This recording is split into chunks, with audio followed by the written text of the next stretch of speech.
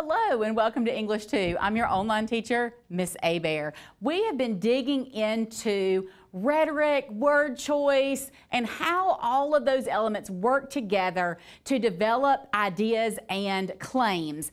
Today we're going to be taking a little bit of a shift and we're going to be reading a poem. And you had a little bit of homework last night to read that poem and to research the author of that poem. Before I move forward and we begin looking at the agenda for the day, I want to remind you of two things. First, this is a curriculum put together by Engage New York. This was put together when the idea of Common Core first came out, and it is a model curriculum for Common Core. Now you say, well, Mississippi doesn't use Common Core. You're right. We use the Mississippi College and Career Readiness Standards, which do mimic most of the Common Core standards. There are a little bit of a nuanced difference in those between Common Core and the Mississippi College and Career Readiness Standards, but they're so minute that it really doesn't make that big of a difference when you're looking at an exceptional curriculum. And this is an exceptional curriculum that's been put together by this State Department of Education in New York. And they had a great team that put these together. So wanted to tell you that before we moved forward. Let's also be reminded of your end of the unit task. You are going to be taking the letter from Birmingham Jail with all of the notes that you have put together, all of the tools that you have put together, all of your annotations, and you are going to analyze how King develops and refines his claims to advance his purpose. And that is what we will do during lesson 20 of this unit. Today we are on lesson 13, so we have 7 to go, or actually 6 to go, before you are going to be required to write that essay. But if you are familiar with taking any of the English tests for the Mississippi College and Career Readiness tests that you take at the end of the year, you know that poetry is a large part of kind of comparing multiple texts. And so that's what today is going to do. We're going to be reading this poem, and there are things that you're going to be comparing, themes that you're going to be comparing between King's letter and this poem so that you can better understand King's development, and you can also be able to answer those questions when you come across them in the test at the end of the year. So let's look at today's agenda. We are going over the agenda now. We will go over some of our homework. We will do a masterful reading. We will read and discuss the poem. We will have a group discussion. We will do a quick write, and then we'll close it with some more homework and moving forward. On your screen, you can also see the standards that we're working with this time.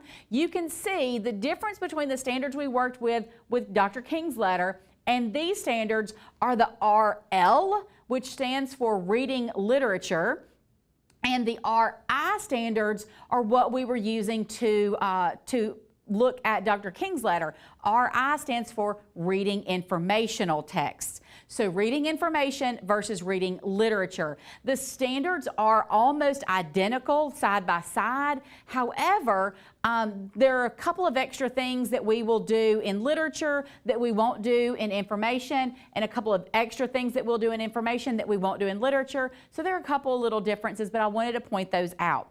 So before we get too involved, I do want you to be accountable for the homework that you were presented with yesterday. And so I want you to work with a partner, and I want you to compare the facts that you found out about this Tagore, and I want you to discuss how those facts might influence his writing.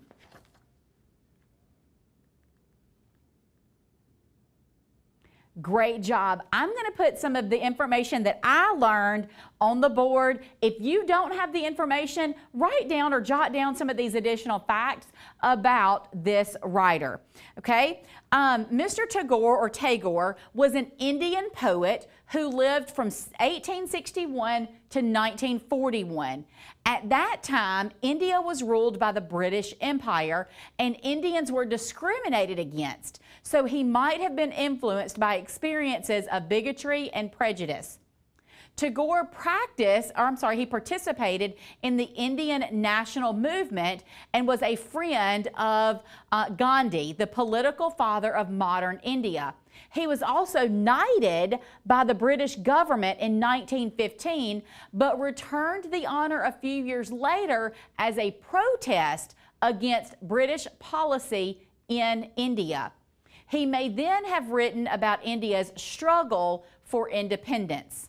Tagore received great recognition outside of India, notably in the West. He was the first Indian to be awarded the Nobel Prize for Literature in 1913 and was knighted in 1915.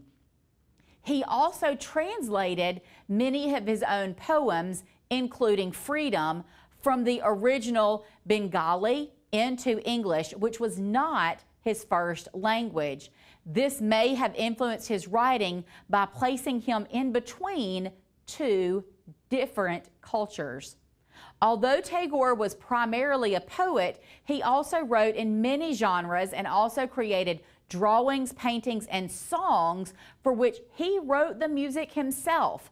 This may have influenced his writing, causing him to incorporate elements of musicality or visual images into his writing. So you want to keep all of those in mind as we read the poem today. But before we go into that masterful reading, I do want you to talk about some of the vocabulary that you identified in your homework. So I want you with a partner to turn and talk. And I want you to remember that English was not his first language. And so he was able to use these words in this poem that you are not sure of. So that kind of keep that in mind as well.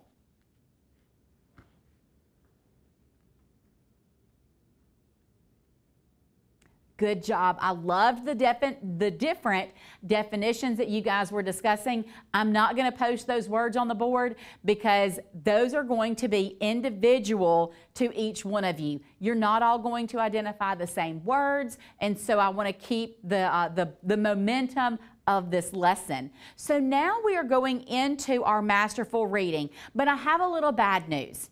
So as we had Dr. King reading his letter from Birmingham jail in this masterful reading rendition, I was not able to find a masterful reading of Tagore for this poem. So you can do one of two things. The teacher that's in the classroom can read that poem to you, or you guys can take turns reading it to each other, and you will do that in the subsequent lessons. But I want you to hear someone in your classroom, whether that's a teacher or a student, who you know those students and the teacher that read really well. I want you to find someone that can read the poem really well to you at this time.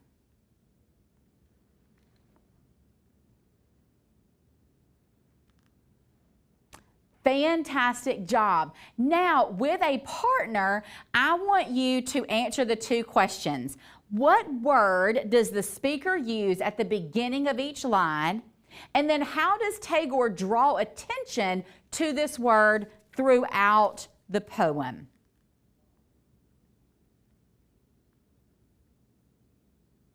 Fantastic. I love that discussion that was happening during that time. So you see some of the best answers that I heard on the board behind me. So Tagore uses the word freedom at the beginning of each line.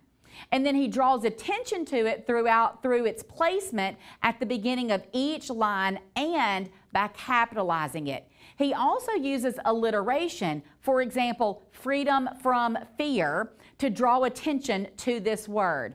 So kind of those are some of the ways that he draws attention and the specific word that he uses. All right, now with a partner, I want you to reread the poem and answer the questions on the board behind me.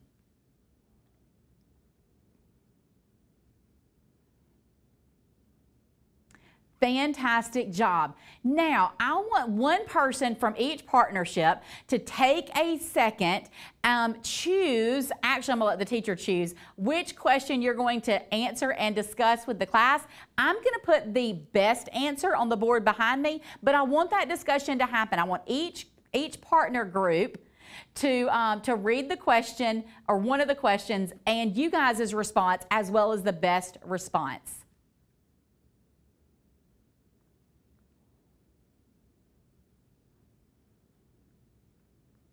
Good job. Let's continue with a couple, the last few questions. So somebody keep going. You should have had plenty of people in the classroom that you have at least 3 or 4 people who have not answered a question. So let's keep going with our momentum and do these as well.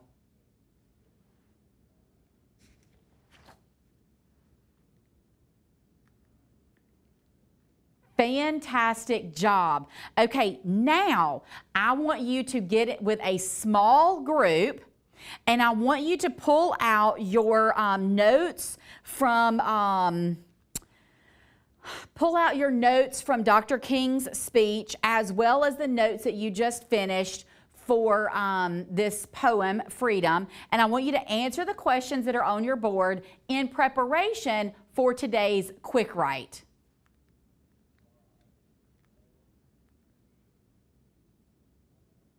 Fantastic job. Now, you should have had plenty of people within your group to really write down some great responses to those questions. We're not going to go over them together as a class because you had such a nice group of people. So you had multiple brain cells, right, working together to discuss those questions and come up with some amazing answers. So now I want you to, by yourself, get out a piece of notebook paper and let's get ready to write our quick write for today. So I want you to answer the question, how do King and Tagore use imagery to develop the idea of freedom in relation to their individual circumstances?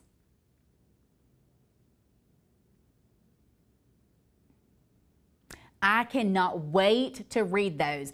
And I want you to notice that there are not multiple choice questions during this unit. The reason that there are no multiple choice questions is because sometimes those multiple choice questions get your mind thinking in a way that is constricted. It doesn't allow the mind to be open and consider different avenues for your thoughts to be processed. And so by doing these quick writes, you will begin to understand when you get ready to take this test at the end of the year, you read the question and then most of you can take those answers and cover them up and answer that question without ever looking at the answers. And then you review the answers and you're like, yeah, this is the one I said. And so this will help you by doing these quick writes and answering the questions the way we've been doing it throughout this curriculum with writing incomplete sentences and answering the way that we've been answering. You should have no problems excelling through that test. So last thing that we're going to do today is kind of look at the homework assignment for you guys for this evening. So we're going to continue with Letter from Birmingham Jail. We're going to read the last few paragraphs or thereabouts. You're going to read paragraphs 26 through 33. You're going to box any unfamiliar words and look those up. Look up the definition and write the definition that makes the most sense in the context and write that above or near the word in the text. So that's all that I have for you today. Until next time, happy learning.